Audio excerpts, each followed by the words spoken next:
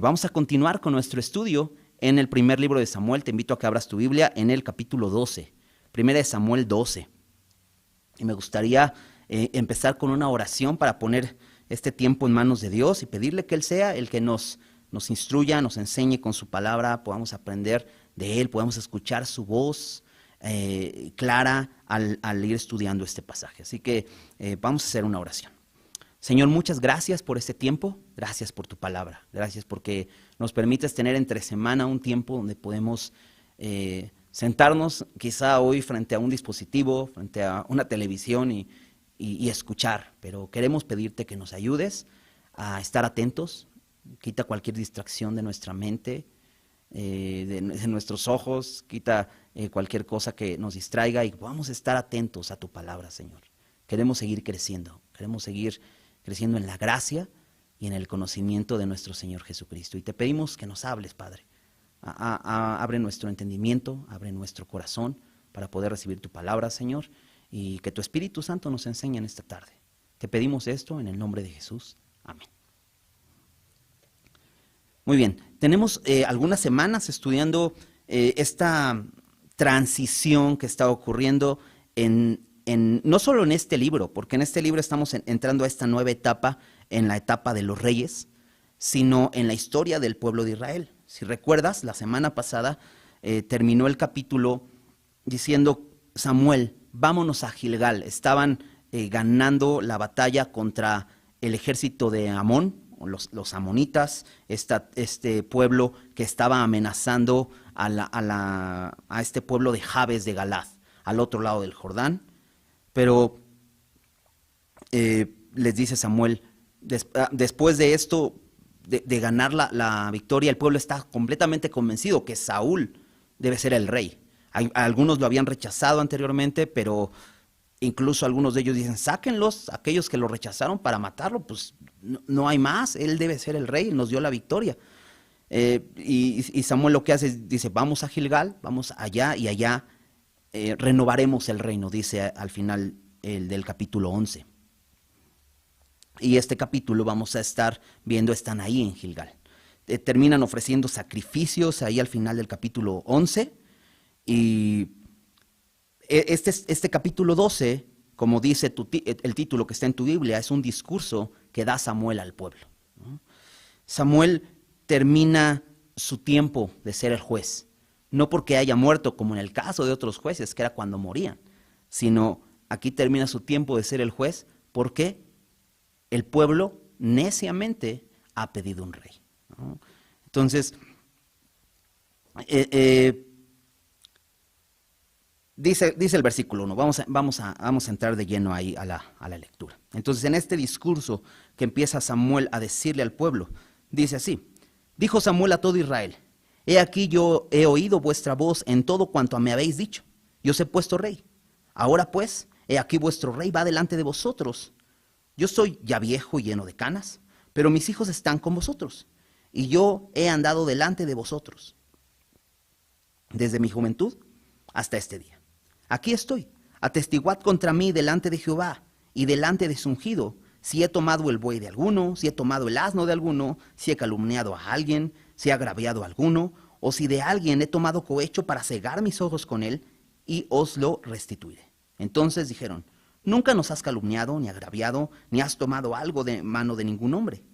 Y él les dijo: Jehová es testigo contra vosotros, y su ungido también es testigo en este día, que no habéis hallado cosa alguna en mi mano. Y ellos respondieron: así es.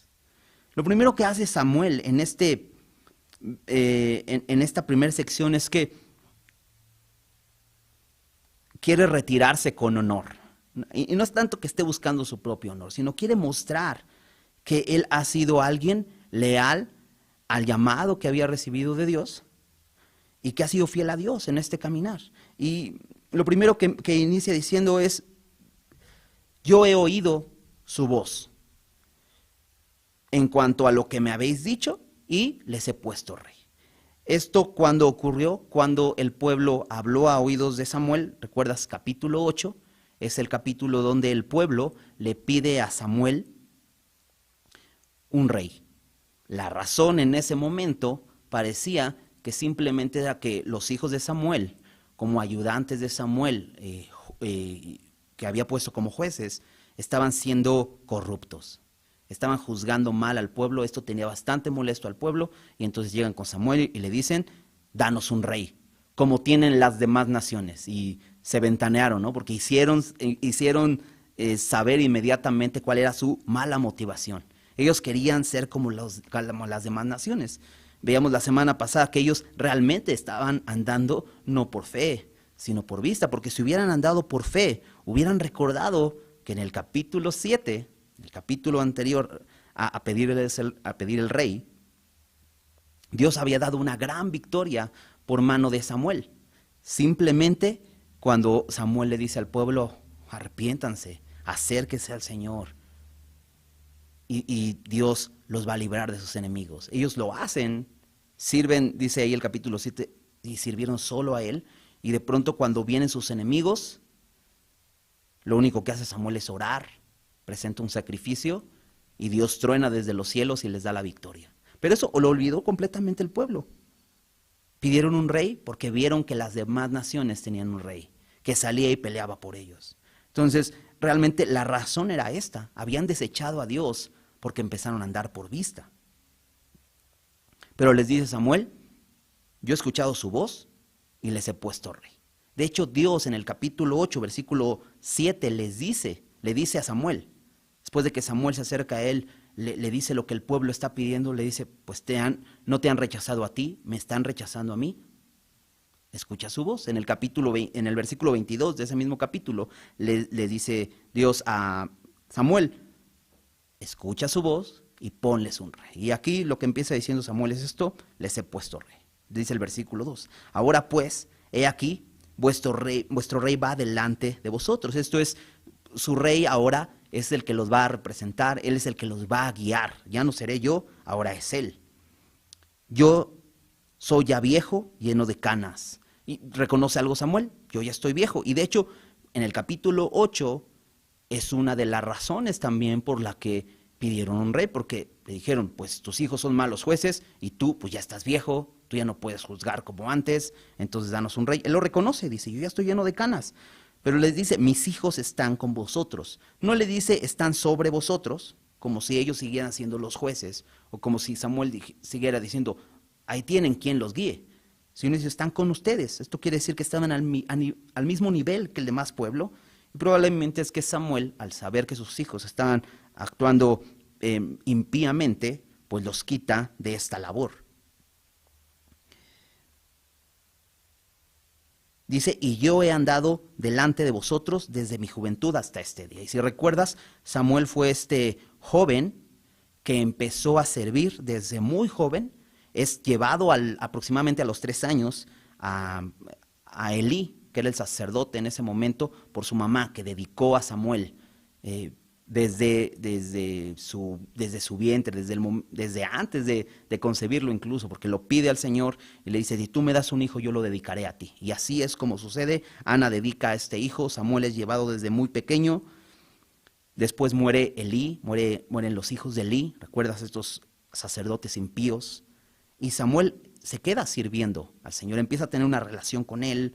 Antes Dios ya le había hablado, empieza a escucharlo y empieza a hablar al pueblo, y desde muy joven está sirviendo, y es lo que dice aquí: he estado sirviendo delante de ustedes, ustedes lo han visto desde mi juventud. Dice: aquí estoy, atestiguad contra mí delante de Jehová y delante de su ungido, si he tomado el buey de algunos, si he tomado el asno de algunos, si he calumniado a alguien, si he agraviado a alguno, o si de alguien he tomado cohecho para cegar mis ojos con él, y lo restituiré. Y Samuel aquí establece una especie de tribunal, donde él se pone en el banquillo de los acusados y le pide al pueblo que sea la parte acusadora, ¿no? Pone a Dios incluso como testigo, pero definitivamente Dios es el juez en este juicio, porque Él es el que sabe todas las cosas en verdad, ¿no? Y también pone a Saúl, a su ungido, refiriéndose a Saúl, y le dice que también él va a ser un testigo. ¿Por qué era importante que Samuel hiciera este tipo de juicio? Samuel quiere retirarse de una manera especial. Quiere que el pueblo reconozca que su liderazgo ha sido un liderazgo bueno, ha sido correcto. Y entonces dice, atestiguen contra mí, pero Dios es testigo. Dice, si he tomado el buey o el asno de alguno, si he calumniado a alguien, o si he agraviado a alguien. Varias cosas que Samuel dice, ¿no? Primero, si he tomado. Esto significa arrebatar o quitar de las manos o apoderarse de algo, como si Samuel hubiera tenido una actitud de un rey que fuera soberano y entonces, por lo tanto, puedo tomar de la gente lo que les pertenece. Dice, ustedes díganme. O incluso dice, si he calumniado, esto es acusar con falsedad o defraudar, incluso oprimir. He oprimido a alguien, o sea, en mi tarea, en mi labor de juez. He maltratado a alguien. También dice, he agraviado. Esto significa luchar contra alguien, entrar en pleito contra alguien, o incluso habla de machacar. He pisoteado a alguien. Incluso menciona la corrupción, ¿no? Recuerda, sus hijos habían sido acusados de esto. Pero Samuel le pregunta al pueblo, ¿he tomado de alguien cohecho para cegar mis ojos? Como para hacerme de la vista gorda y sí, no veo, no veo. Dice Samuel, si he hecho algo de esto, díganmelo. Y yo voy a restituir el daño. Qué interesante es que Samuel haga esto, ¿no? Porque Samuel está pasando la labor o el puesto a una nueva persona, a un nuevo líder. Y lo está haciendo de esta manera. Ahora, yo me pregunto, ¿no? ¿Cuál sería el testimonio acerca de mí? ¿Cuál sería el testimonio acerca de cada uno de nosotros si tuviéramos que rendir cuentas el día de hoy? Si sabemos que nos presentaremos ante el Señor y vamos a rendir cuentas de cada cosa. Pero si tuviéramos que entregar un puesto así, de acuerdo a la tarea que Dios nos ha llamado a hacer, sea ser hijos, sea ser padre, sea ser esposo, sea ser empleado, sea ser jefe, tenemos la palabra de Dios que nos enseña todas estas cosas, cómo caminar en estas cosas. ¿Qué sucedería si nosotros tuviéramos hoy que rendir cuentas? ¿Cuál sería el testimonio que tendrían de nosotros? Porque en el versículo 4 la respuesta del pueblo es esta: nunca nos has calumniado, ni agraviado, ni has tomado algo de mano de ningún hombre. La respuesta del pueblo a Samuel es nunca. ¿Cuál sería el juicio o la acusación hacia nosotros? Si alguien preguntara a nuestra familia, ¿no? Eso es importante, ¿no? Si alguien preguntara, si yo tuviera que presentarme ante mis hijos y les dijera esta lista que hace Samuel, ¿no? ¿Cuándo he maltratado a alguno de ustedes, ¿no? ¿Cuándo los he agraviado? ¿Cuándo les he arrebatado algo? Es muy interesante y esto nos debe llevar a pensar a que Dios nos ha dado una vida nueva. En Cristo tenemos una vida nueva, ¿no? ¿Recuerdas 2 Corintios 5:17? Si alguno está en Cristo, nueva criatura es. Las cosas viejas pasaron y aquí todas son hechas nuevas. Dios nos ha dado una nueva vida. De hecho, Efesios 2:10, después de decirnos que la salvación es por gracia, por medio de una fe que nos ha sido dada para poder creer en Jesús y ser salvos, nos dice que somos hechura suya en esta nueva creación, esta nueva criatura que somos, creados según Dios para vivir en buenas obras, dice, las cuales Dios preparó de antemano para que andemos en ellas. Entonces, en esta nueva vida que hemos recibido, tenemos la oportunidad de escribir una nueva historia. Como te decía, las cosas viejas pasaron, todas son hechas nuevas. Entonces estamos escribiendo una nueva historia.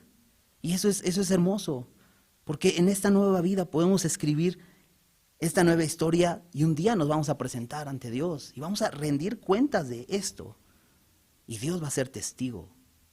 Bueno, Dios va a ser el juez, pero va a ser ese testigo de que estamos hablando la verdad.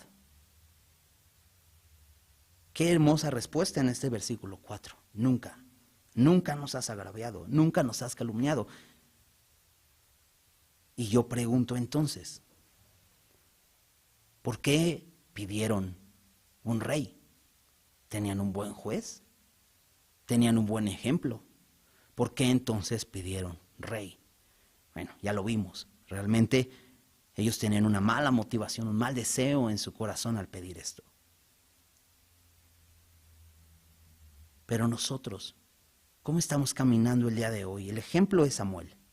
En este primer pasaje el ejemplo es Samuel, un hombre fiel a Dios que recibió el llamado de Dios y empezó a escuchar a Dios y empezó a obedecer a Dios y se muestra como íntegro, ¿no? La Biblia nos enseña, nos exhorta a que nos despojemos del viejo hombre, que ya no sigamos con la vieja naturaleza que constantemente surge de nosotros, esa naturaleza pecaminosa. Si Dios nos ha dado una nueva naturaleza, dice en Efesios 4, 22 al 24, en cuanto a la pasada manera de vivir, despojaos del viejo hombre que está viciado, conforme a los deseos engañosos, y renovaos en el espíritu de vuestra mente, dice, y vestíos del nuevo. No solamente te tienes que despojar de esa vieja naturaleza, sino nos da una nueva naturaleza, una nueva ropa, vestidos del nuevo hombre, creado según Dios, en la justicia y santidad de la verdad.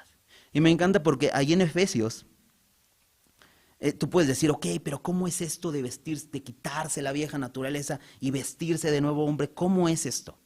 Bueno, versículo siguiente, ahí en Efesios 4, versículo 25, nos da un ejemplo práctico.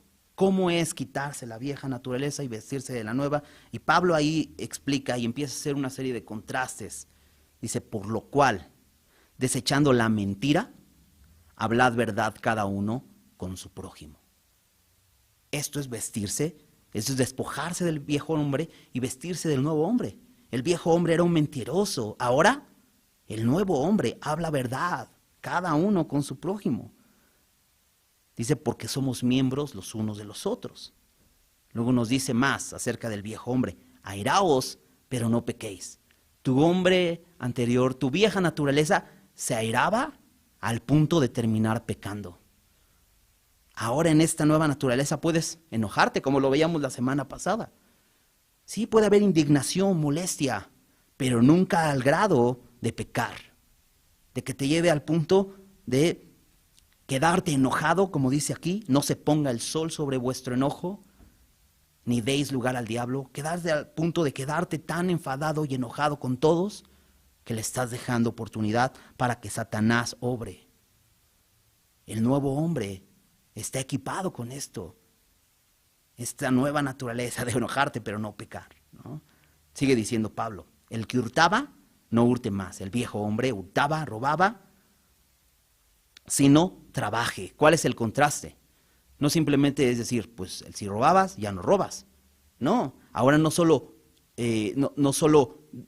no robas, sino trabajas. Y fíjate cómo dice, sino trabaje haciendo con sus manos lo que es bueno. No simplemente trabajes en cualquier trabajo, busca un buen trabajo, un trabajo honesto. Haciendo con sus manos lo que es bueno, ¿para qué? Para que tenga que compartir con el que padece necesidad. Es muy interesante que Pablo diga esto.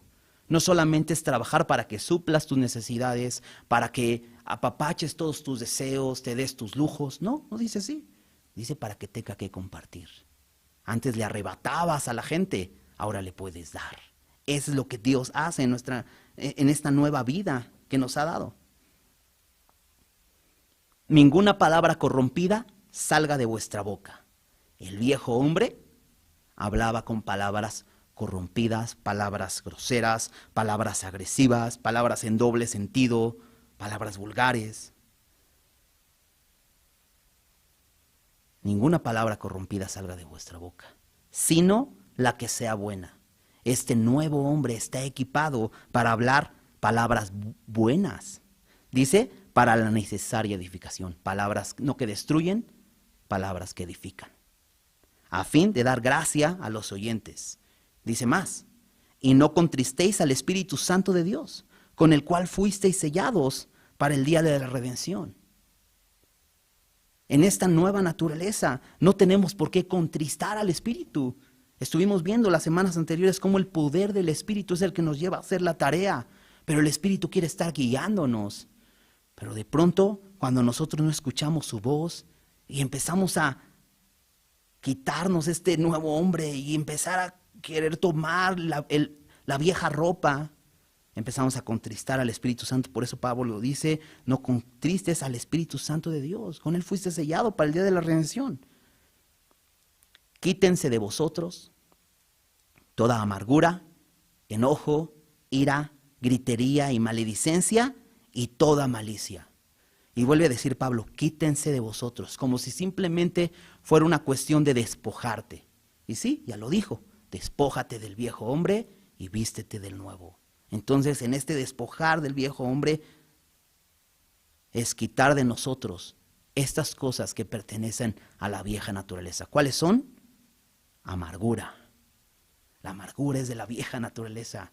Quítala. Enojo, ira, gritería y maledicencia y toda malicia. Yo siempre he visto en este versículo una progresión, porque todo empieza con amargura. Y cuando estás amargado, entonces estás enojado. Y cuando estás enojado, empieza la ira. Y la ira surge exteriormente en gritería. Y después se convierte en maledicencia. Y empiezas a maldecir. Y después terminas en toda malicia, golpeando, arrebatando. Eso es parte de la vieja naturaleza. Antes, que corresponde a la nueva naturaleza, sed benignos unos con otros. Lo contrario a la amargura, enojo, ira, gritería, maledicencia y toda malicia es benignos. Benignos unos con otros. Pensar bien de los demás. No estar amargados contra otros. Misericordiosos. Tener amor hacia los demás. Dolernos por los demás. Perdonándoos unos a otros. Como Dios también los perdonó a vosotros en Cristo. ¿Te das cuenta? Cuando no puedes perdonar, es porque no te estás quitando la amargura, el enojo, la ira, la gritería. No te estás quitando la vieja naturaleza, no te estás vistiendo del nuevo hombre. Pero cuando te vistes del nuevo hombre, eres capaz de perdonar. ¿Cuál es la razón? Como Dios también nos perdonó a vosotros en Cristo. Esta es la razón. Y esto es lo que en este capítulo vamos a estar viendo. Samuel quiere llevar al pueblo a entender que la razón nunca va a estar en ellos. La razón de la fidelidad a Dios nunca se encuentra en nosotros, siempre se encuentra en Dios, en lo que Él ha hecho por nosotros. Esto es muy importante. Podemos entonces un día presentarnos y nos vamos a presentar ante el trono, ante el tribunal de Cristo y seremos juzgados. Y no hay pretexto, porque Dios nos ha dado una nueva vida para que andemos en buenas obras. Vamos a continuar. Versículo 6.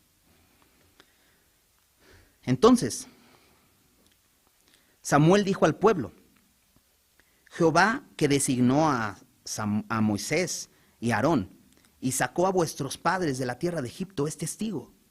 Ahora pues, aguardad y contenderé con vosotros delante de Jehová acerca de todos los hechos de salvación que Jehová ha hecho con vosotros y con vuestros padres. Entonces, después de decirles, versículo 5, ya no lo mencioné, pero lo que hace Samuel es simplemente decir, bueno, Jehová es testigo contra ustedes, de que la decisión que han tomado es una decisión mala. ¿Por qué? Porque mi trabajo ha sido fiel. Mi trabajo ha sido correcto. En cuestión de que haya un juez que les haya llevado a esto, está mal.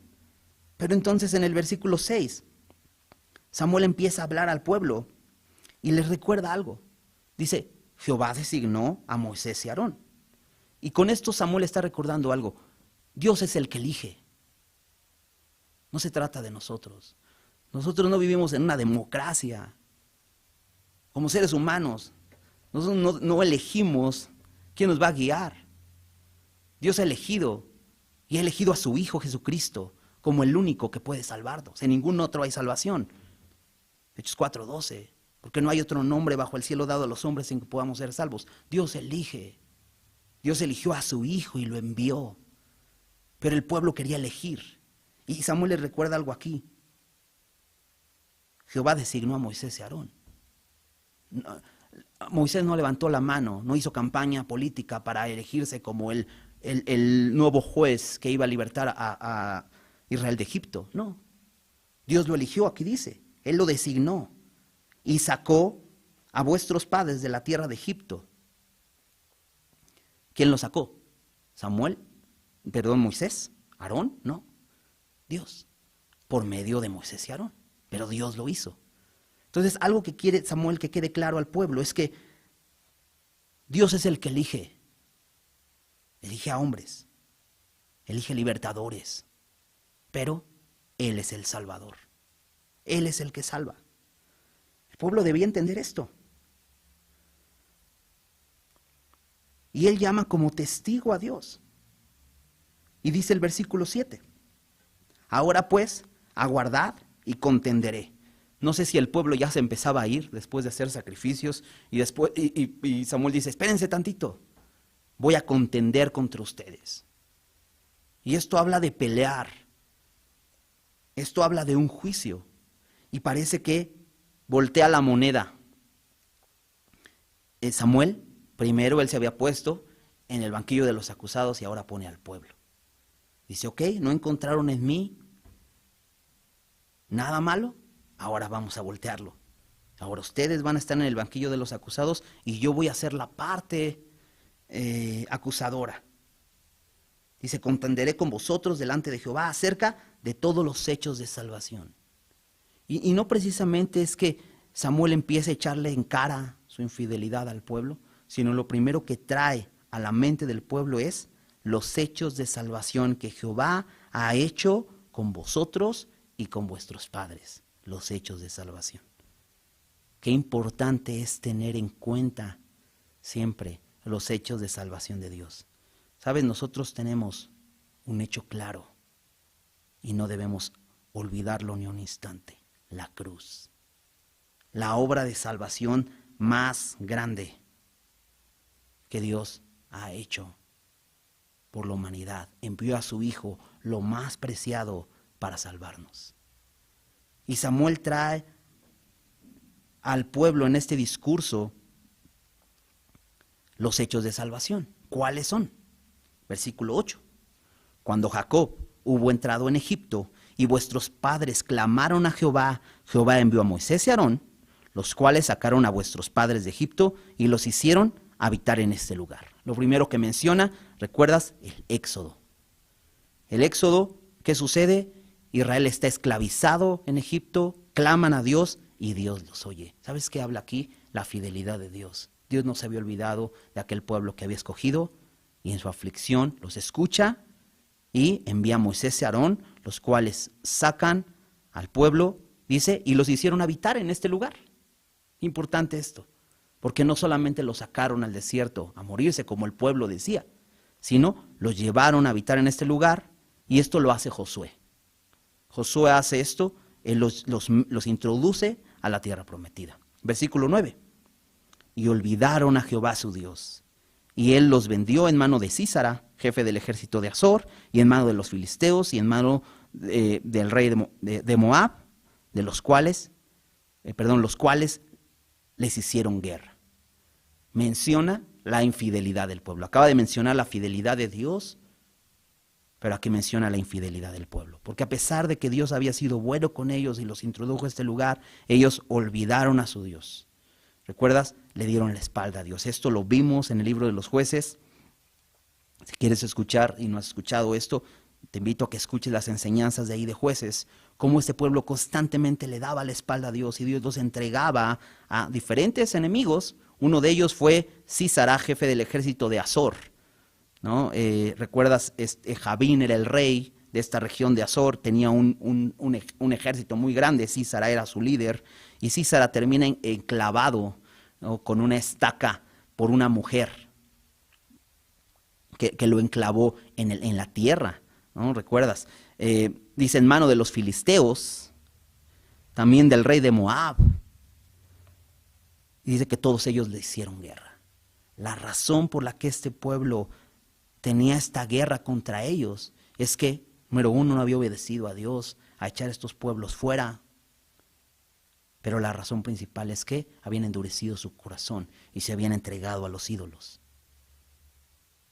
Versículo 10. Y ellos clamaron a Jehová, nuevamente, como en Egipto. Clamaron a Jehová y dijeron, hemos pecado, porque hemos dejado a Jehová y hemos servido a los Baales y a Astarot.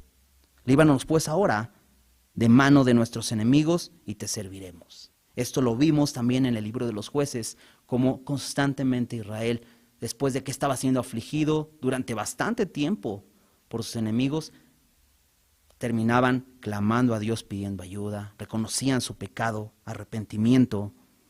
En el capítulo 10 del libro de Jueces vemos el arrepentimiento de estos hombres que incluso Dios dijo, no los voy a librar más, pero después ellos sinceramente se arrepienten y Dios los libraba una y otra vez. Versículo 11, que hacía Dios a consecuencia de esta actitud de arrepentimiento, de este sincero arrepentimiento de reconocer su pecado. Entonces Jehová envió a Jerobaal, a Barak, a Jefté y a Samuel, y os libró de mano de vuestros enemigos en derredor, y habitasteis seguros. Aquí menciona solamente a algunos, Samuel solamente menciona a algunos, incluso se menciona a él como un juez. Primero menciona a Jerobaal, ¿recuerdas? Gedeón, que pelea contra los madianitas, Barak, ¿no?, que precisamente es aquel que sigue a Sísara y cuando llega ya está muerto. Jefté, que también libra a los de Galad.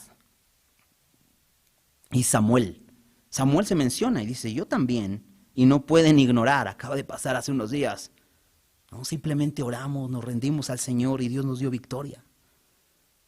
No, dice, Dios los libró de sus enemigos alrededor y habitasteis seguros. Esto es habitar confiadamente. Dios les dio esto. Y Samuel quiere recordarles, Dios es fiel.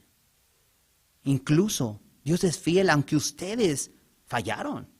Ciertamente varias ocasiones pecaron y no todas esas veces cuando ustedes clamaban a Dios, Dios enviaba un juez y los salvaba. Dios es fiel. Versículo 12.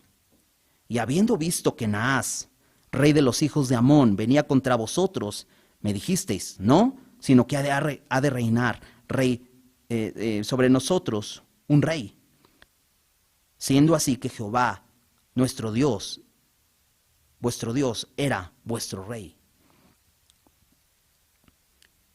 Diciéndole Samuel, ustedes han visto la fidelidad de Dios, ustedes han visto que simplemente necesitan clamar, necesitan reconocer su debilidad, necesitan reconocer su pecado, y Dios les responde.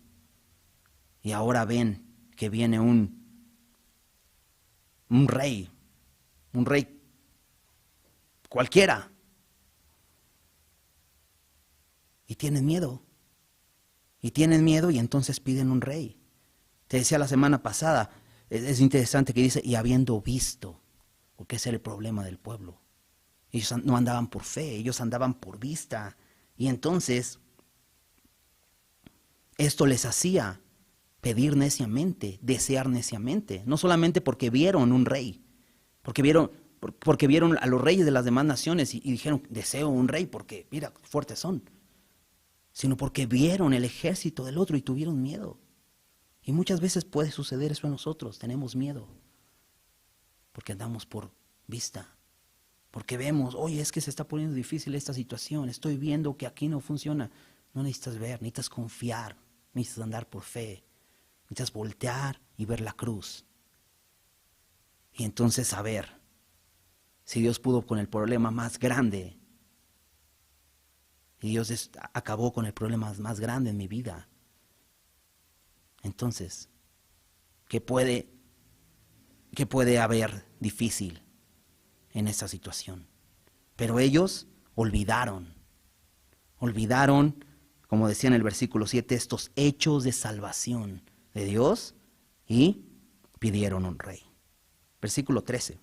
Ahora pues, dice Samuel, he aquí el rey que habéis elegido, el cual pedisteis. Ya veis que Jehová ha puesto rey sobre vosotros. Nuevamente lo que hace Samuel es decir, aquí está el rey que habéis pedido. Dice el rey que habéis, primero dice el rey que habéis elegido y luego dice el rey el cual pedisteis. Y sabes, ellos eligieron esto. Fue la respuesta de Dios a la elección. Ahora dijéramos, no, bueno, Dios fue el que eligió a Saúl. Bueno, pero ellos habían imaginado un rey así. Por eso Samuel anteriormente les dijo, miren, no hay un rey más alto que él. Sobrepasa a todos. Ellos deseaban esto en su corazón. Dice, y lo pidieron. Dios se los ha dado. ¿Cuántas veces sucede que nuestros deseos nos llevan a pedir cosas que realmente no necesitamos? Y nuestro deseo es tan grande que ignoramos las bendiciones de Dios, las cosas buenas que nos ha dado, y estamos pidiendo cosas completamente vanas, cosas sin sentido. ¿Sabes? Dios puede darnos aún esas cosas que deseamos, pero que no son su voluntad. Y en ese camino nos va a enseñar. Dios nos quiere evitar el dolor. Dios quiere que caminemos en su voluntad y busquemos su voluntad. Pero estamos necios, insistiendo. Dios dice, toma. Te vas a dar cuenta que no es lo que querías, que no es realmente lo que necesitabas. Pero tu deseo te ha dominado de tal manera que estás aferrado a algo.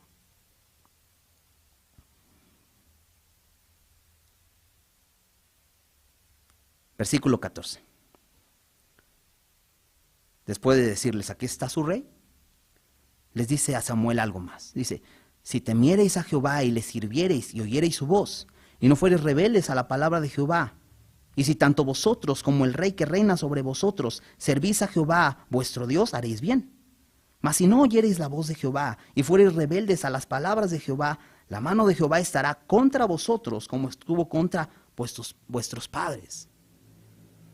Me encanta porque después de decirles Samuel al pueblo, hablarles de la fidelidad de Dios y cómo ellos han ignorado esto y simplemente por ver la amenaza han pedido neciamente un rey y Dios se los está concediendo, les llama nuevamente a temer a Dios. Eso no cambia. Dice, ¿sabes qué? Tomaste una mala decisión, pediste un rey. Aquí está tu deseo cumplido. Pero yo te invito a que sigas temiendo. Este temor, habla de temor reverente, que sigas reconociendo quién es Él. Dice, si temiereis y a Jehová y le sirviereis. No solamente temer, no solamente reconocer, oh, Dios es grande, sí, Dios es poderoso. Santiago dice, también los demonios creen y tiemblan. No solamente es temerle, no solamente es que nos dé terror. Porque sí, Dios es un Dios temible. Pero dice, y le sirviereis. Porque ¿sabes a qué nos debe llevar el reconocer quién es Dios? A adorarle. Entonces, temerle, servirle y oyereis su voz. ¿Sabes de qué manera mostramos nuestra adoración a Dios? Escuchándolo. Por eso insistimos constantemente, busca al Señor diariamente, escúchale.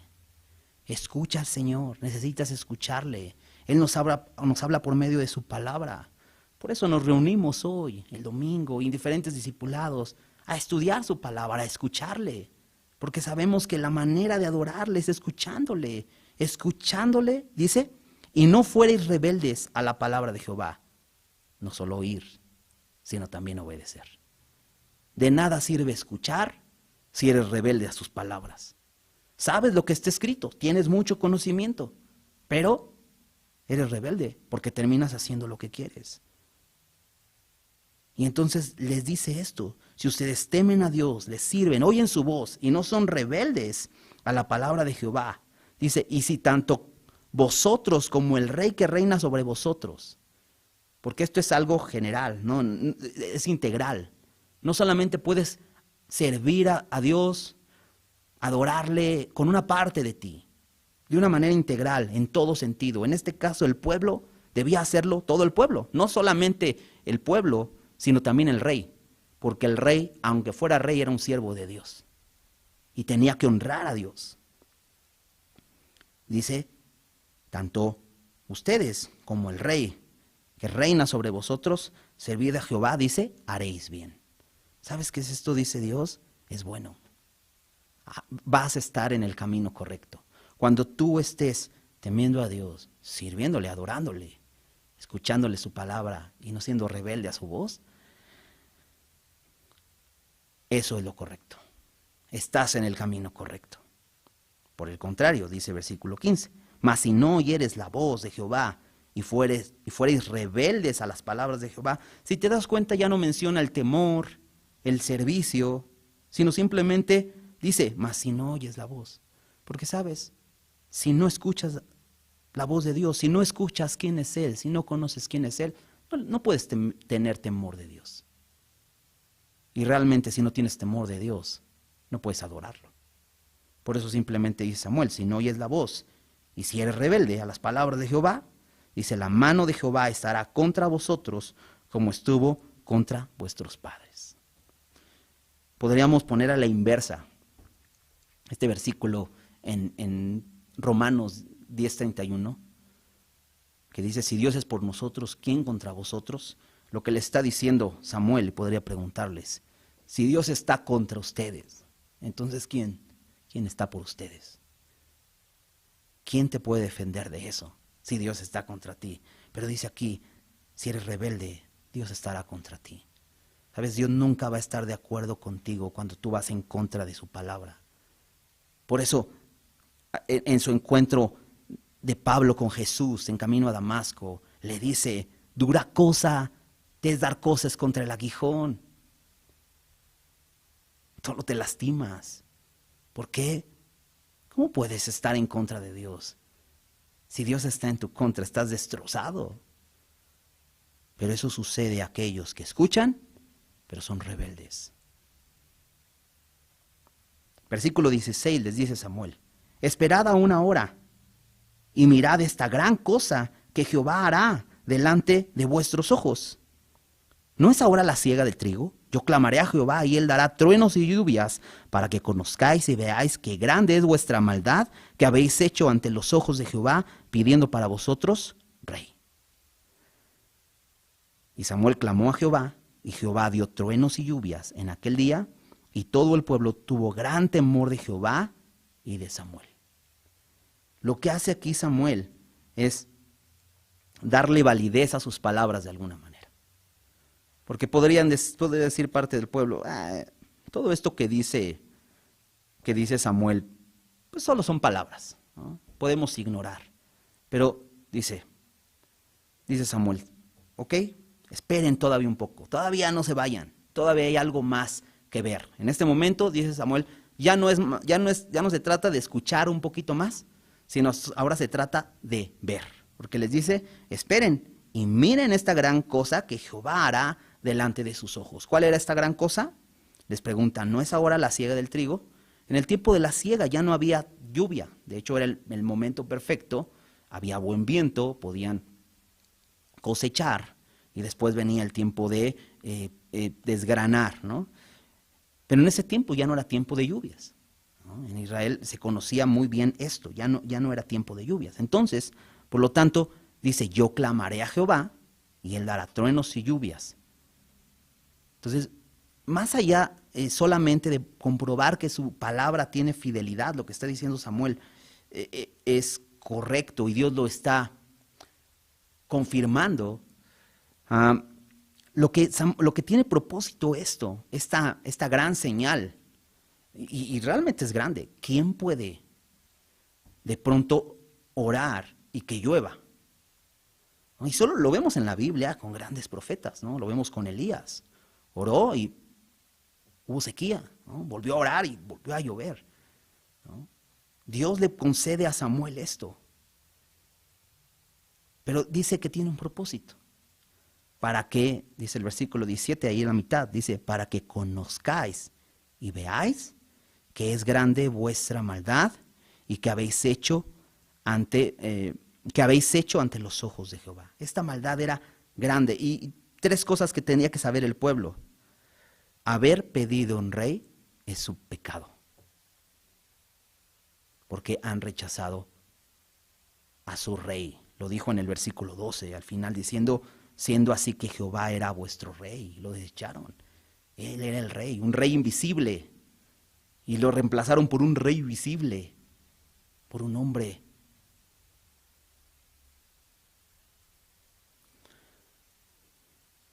Dios quería mostrarle al pueblo que grande era su maldad, pero no solamente, perdón, fue un errorcito, es pecado. Pedir un rey fue pecado. Y su pecado, dice, es grande. Grande es vuestra maldad. ¿Sabes? Dios quiere que veamos lo grande de nuestro pecado. Muchas veces ignoramos y decimos, bueno, no es para tanto, nomás estoy haciendo esto. ¿Sabes? El pecado delante de Dios es pecado, es grande. ¿No? De hecho, Él les dice eso, ¿no? Dice, ¿qué habéis hecho delante de los ojos de Jehová? ¿Sabes? Dios ve el pecado y es desagradable a sus ojos. Dios es santo. Y cuando pecamos, Dios lo ve y es desagradable a sus ojos. Dice, pidiendo para vosotros rey. Versículo 18 dice, y Samuel clamó. Y dice, y Jehová dio truenos y lluvia. Dios está confirmando las palabras de Samuel y le quiere mostrar al pueblo qué grande es su pecado. ¿Cuál es la consecuencia de esto? Y todo el pueblo tuvo gran temor de Jehová y de Samuel. Esto es bueno. Que Dios nos muestre lo grande que es y nos haga ver nuevamente nuestra condición. Dice Matthew Henry acerca de este versículo, algunos no logran ver sus pecados por métodos más suaves que las tormentas y los truenos. Algunos tienen que llegar hasta eso. Que Dios trate contigo de esa manera y que termines temblando de esa manera. Pero ¿sabes? Es parte del amor de Dios. Dios quiere mostrarte que es grande tu pecado delante de Él. Vamos a leer la última parte. Dice, entonces dijo todo el pueblo a Samuel, ruega por tus siervos a Jehová tu Dios, para que no muramos, porque a todos nuestros pecados hemos añadido este mal de pedir rey para nosotros. Y Samuel respondió al pueblo, no temáis, vosotros habéis hecho todo este mal, pero con todo eso no os apartéis de en pos de Jehová, sino servidle con todo vuestro corazón. No os apartéis en pos de vanidades que no aprovechan ni libran, porque son vanidades. Pues Jehová no desamparará a su pueblo por su grande nombre, porque Jehová ha querido haceros pueblo suyo. Así que lejos sea de mí que peque yo contra Jehová, cesando de rogar por vosotros. Antes os instruiré en el camino bueno y recto. Solamente temed a Jehová y servidle de verdad con todo vuestro corazón, pues considerad cuán grandes cosas ha hecho por vosotros, mas si perseveraseis en hacer el mal, vosotros y vuestro rey pereceréis. ¿Qué sucede? Que el pueblo está aterrorizado y entonces le dice a Samuel, ruega por tus siervos a Jehová tu Dios. ¿Sabes qué veo aquí? Que este pueblo tenía un gran problema. No tenía una relación con Dios. ¿Por qué? ¿Porque no podían ellos orar a Dios? No era la razón por la cual Dios escuchó en Egipto o cuando este pueblo se había rebelado y Dios los había entregado a sus enemigos. Ellos clamaron, pero este pueblo dice, ruega por nosotros, ruega por tus siervos, a Jehová tu Dios. Este pueblo le faltaba reconocer a Jehová como su Dios. Un Dios personal, un Dios que se relaciona con nosotros, un Dios al que nos podemos acercar con confianza. ¿Sabes? Eso tenemos hoy en Cristo. Sí, claro, te puedes acercar a alguna persona y pedirle que ore por ti, pero no porque tú no te sientas digno de acercarte a Dios. Si tú has creído en Jesús, tienes su Espíritu Santo, tienes una relación con Él, puedes acercarte y clamar y rogarle. Ahora, la petición es muy interesante. Ellos le dicen, ruega por tus siervos para que no muramos. Ellos tenían miedo a morir. ¿Y sabes? Sabiendo que la paga del pecado es muerte, puedes reconocerte como un pecador que mereces la muerte. Es lo que dice la Biblia. Pero si tú reconoces que mereces la muerte y te arrepientes confiando en Jesucristo y en su sacrificio, Dios te ofrece salvación, perdón de pecados. Qué hermoso es eso. Esa es la confianza que tenemos. Pero el temor a la muerte es algo terrible. El temer a morir es algo terrible. ¿Y sabes por qué? Porque no se tiene la confianza de la vida eterna. Pero cuando tenemos la confianza de la vida eterna, ¿sabes? El temor a la muerte no es algo que nos invade a tal punto. De hecho, la pregunta es, bueno, ¿no quieres morir? ¿Para qué no quieres morir? ¿Qué propósito tiene tu vida como para que no quieras morir? Y sabes, como creyentes Dios nos ha dado un propósito, anunciar las virtudes de aquel que nos llamó de las tinieblas a su luz admirable. Ese es nuestro propósito. ¿Para qué no queremos morir? De hecho, Pablo dice, para mí el vivir es Cristo y el morir es ganancia. Sería lo mejor que me pudiera suceder.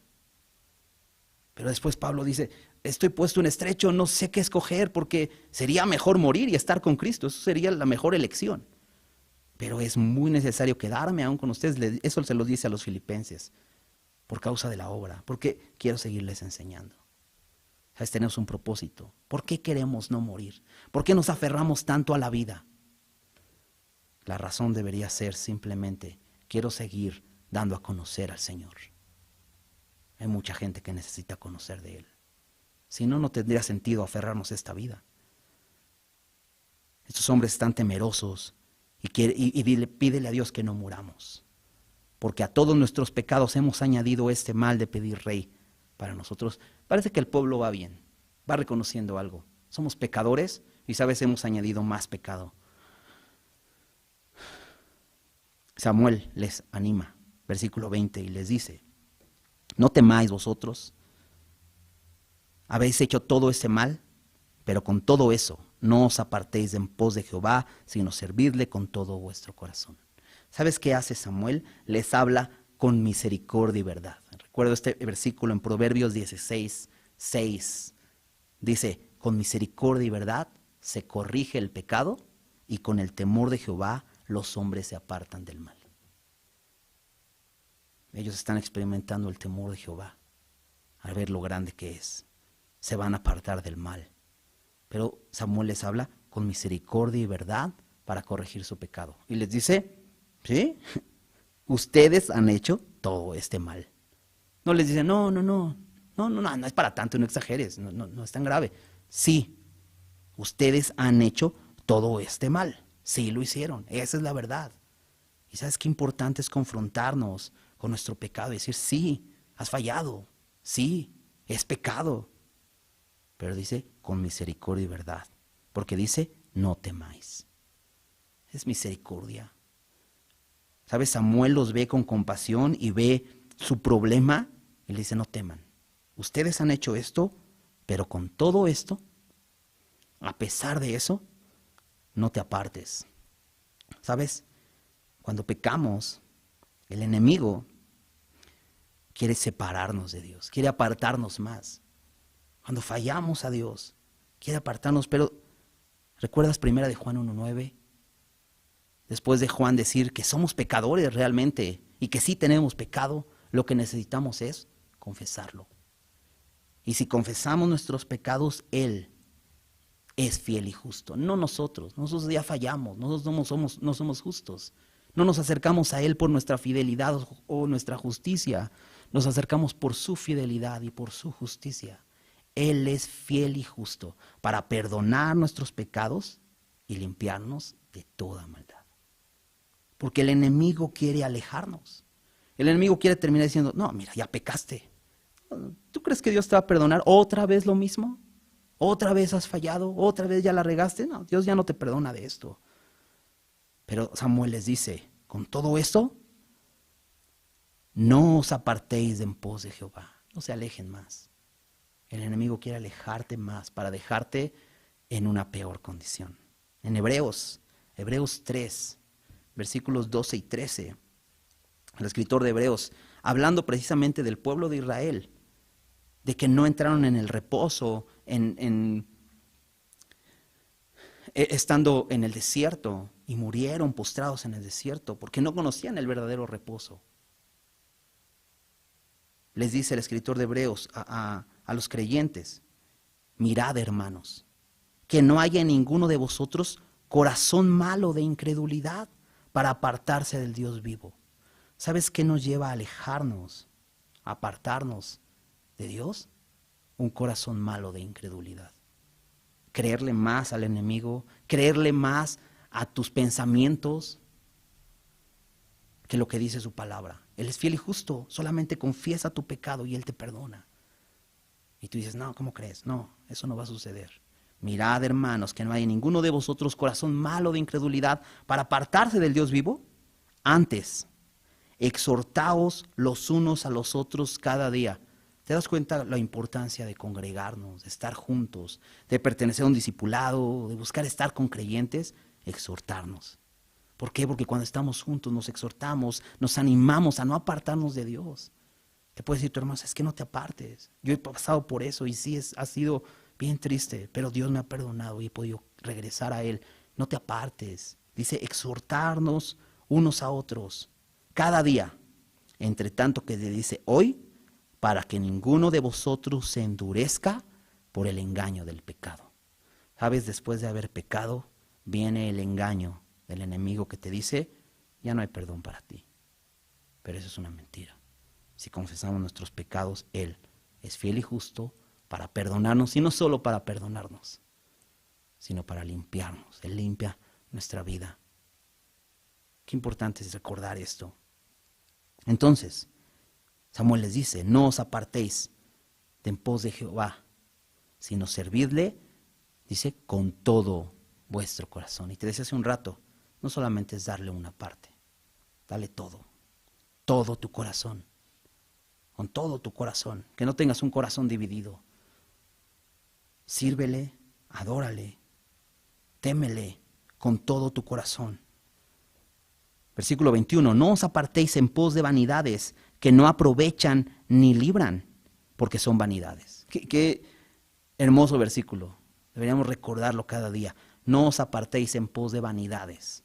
Claramente este versículo se está refiriendo a los ídolos que el pueblo de Israel constantemente iba detrás de ellos. Pero dice Samuel, son vanidades. Los ídolos esos son vanidades, cosas vacías, cosas huecas, cosas que nunca te van a llenar. Pero me gusta esta traducción porque nos pone simplemente como vanidades. Y tú bien sabes cuáles son esas vanidades que constantemente nos demandan atención. Vanidades, cosas vacías, cosas que nunca te llenan, cosas que nunca te satisfacen. Dice aquí que no aprovechan, no te dan ningún provecho, pero tampoco libran. Porque muchas de esas vanidades empezamos a poner la confianza en ellas y decimos, no, ahora sí, eso me va a dar lo que necesito. Eso me va a salvar de esta situación. ¿Sabes? Todas esas vanidades de Samuel no aprovechan, libran, dice, ¿y sabes por qué? Porque son vanidades. Sencillo. Dice, versículo 22, pues Jehová no desamparará a su pueblo por su grande nombre, porque Jehová ha querido haceros pueblo suyo. Nuevamente nos recuerda la fidelidad de Dios. Jehová no desamparará a su pueblo. ¿Sabes? Dios no desampara. Y si tú eres hijo de Dios, Él no te va a desamparar. Dios no desampara a su pueblo, dice, por su grande nombre. No les dice, Dios no desamparará a su pueblo porque pues, tienen bastante potencial, porque se ve que se puede sacar bastantes cosas buenas. Dios no te dice, Dios no te va a desamparar porque tú eres un campeón y todo eso, no. Dice por su grande nombre. ¿Sabes? Dios es fiel por quien es Él. En 2 Timoteo 2, versículo 13, dice, si fuéramos infieles, Él permanece fiel. Él no puede negarse a sí mismo. Por eso y por su grande nombre. No por nosotros.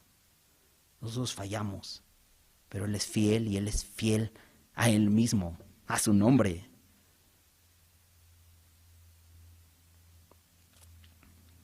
Dice, porque Jehová ha querido haceros pueblo suyo.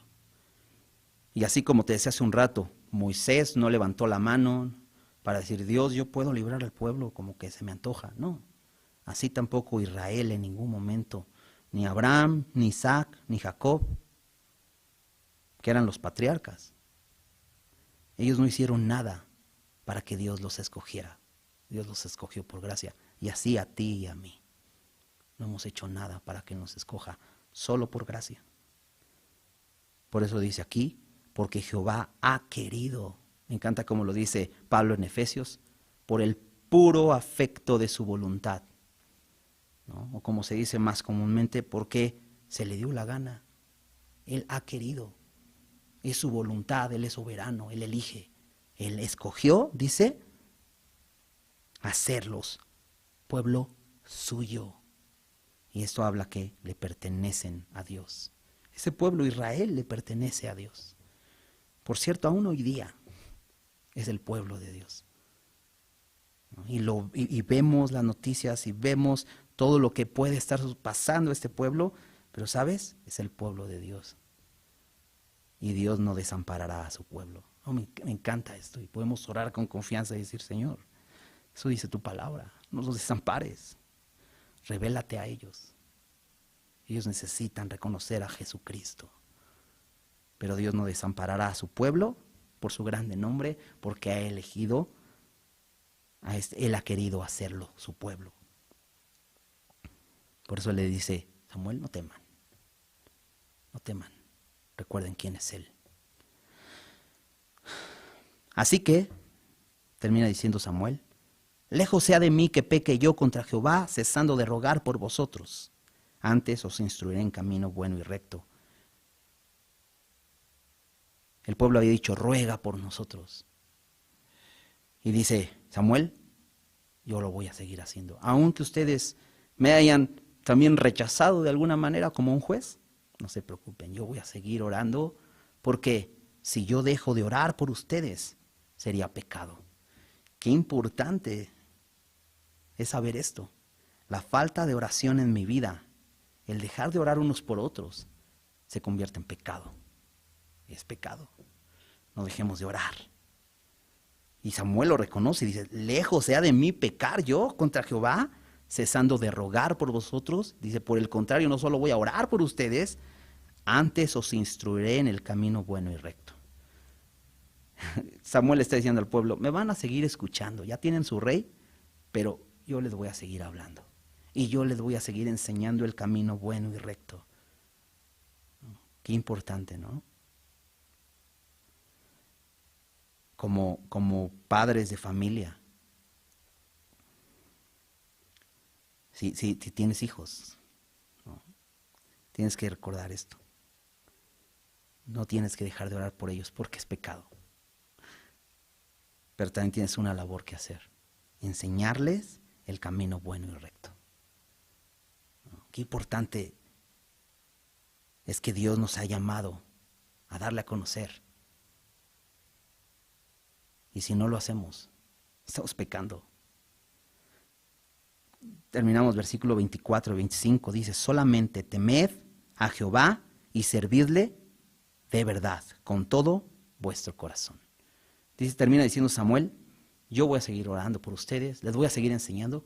Ustedes solamente, reitera, teman, sírvanle, adórenle, Pero dice, de verdad, añade algo más, de verdad. No solo externamente, no solamente cantes, no solamente cuando la gente te ve, de verdad. Hazlo de verdad, teme a Jehová y sírvele de verdad, con toda honestidad. No solo externa, sino internamente. Dice, con todo vuestro corazón. Repite, con todo vuestro corazón. Pues considerad cuán grandes cosas ha hecho por vosotros. Y sabes, me encanta que Samuel haya dicho esto. Yo no puedo servir a Dios simplemente porque le echo muchas ganas. Yo no puedo temer a Dios porque me esfuerzo en temerle. No. Dice, pues considerad cuán grandes cosas ha hecho por vosotros. ¿Sabes lo que me lleva a servirle de verdad? Lo que me lleva a temerle con todo mi corazón es considerando lo que ha hecho por mí. Y esto me lleva a pensar en Cristo. Jesucristo vino a este mundo, murió por mí, dio su vida por mí, se entregó en una cruz para morir por mis pecados, me dio una nueva vida. Él eso ha hecho por mí. Yo tengo que considerar esto. Por eso dice 1 Juan 4:19, nosotros le amamos a Él porque Él nos amó primero. ¿Sabes lo único que hacemos nosotros? Es responder, nada más. Nosotros no podemos simplemente amarlo si no consideramos su sacrificio. Tenemos que considerar cuán grandes cosas ha hecho por nosotros. Y sabes, la obra en la cruz es la obra más grande. Y solamente teniendo presente su sacrificio vamos a poder temerle y servirle de verdad con todo nuestro corazón. Así que consideremos sus obras. Antes había dicho Samuel, hechos de salvación. Su obra en la cruz. Consideremos su obra.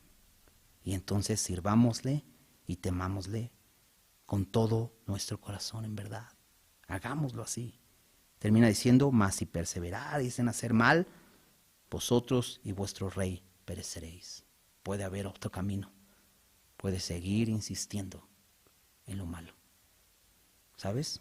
Lo único que queda es la destrucción. Yo te animo a que consideres esto. Considera a Jesús, considera la cruz, considera lo que ha hecho por ti. Y camina en esta nueva naturaleza, en esta nueva vida. Vístete del nuevo hombre, despójate de tu vieja naturaleza y empieza a andar en esta nueva vida. Para que cuando te presentes ante Él, cuando nos presentemos ante Él, seamos hallados irreprensibles. Acompáñame a hacer una oración. Señor, muchas gracias por tu palabra. Gracias, Señor, porque nos recuerda, Señor, que no está en nosotros que podemos serte fieles, Señor. Está en ti. Y, Señor, aun cuando pecamos, nos das la oportunidad de venir a confesarte. Y aunque duela reconocer que somos débiles, pero tú eres fiel y justo para perdonarnos y nos limpias y podemos caminar delante de ti, Señor. Ayúdanos a recordar siempre lo que has hecho por nosotros, que no olvidemos tu cruz, que no olvidemos cuánto costó nuestra salvación, que nos rindamos a ti, reconociendo esto, y te adoremos, y entonces te escuchemos y querramos conocerte, y cuando llegue el momento de obedecer, Señor, lo hagamos sin rebeldía, sin echarnos para atrás. Señor, gracias por enseñarnos todas estas cosas. Gracias por tu palabra. Haz esa obra en nosotros. Te lo pedimos, Señor, en el nombre de Jesús. Amén.